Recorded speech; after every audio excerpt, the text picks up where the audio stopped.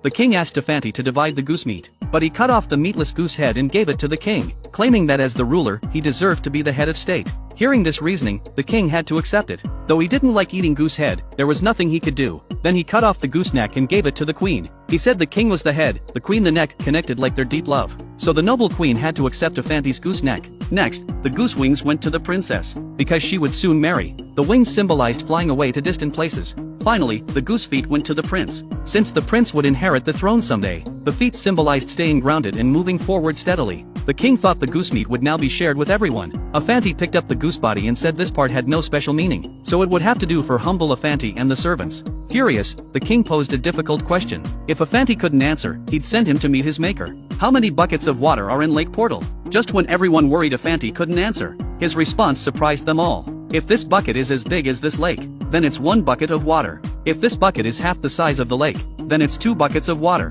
By this logic, how many buckets the lake holds depends on the bucket size. The king was left speechless. He immediately brought 3 scholars to question Afanti. How many stars are in the sky? Afanti smiled, saying this simple question could even be answered by his donkey. As the donkey swayed around, Afanti immediately gave his answer. However many hairs it has, that's how many stars are in the sky. The scholar immediately objected that donkey hair couldn't be counted. Since donkey hair can't be counted, naturally the stars in the sky can't be counted either. Afanti's answer was convincing enough. The second scholar had to step forward with a question. He asked Afanti how many hairs were in his beard. Afanti laughed heartily and picked up his donkey's tail. He said as many as the hairs on this donkey's tail, and he offered to count his beard hairs against the donkey's tail hairs to verify. If he was short by even 1 hair, he'd admit defeat. Knowing it couldn't be counted, the scholar slunk away. The last scholar posed an ultimate challenge. Where is the center of the earth?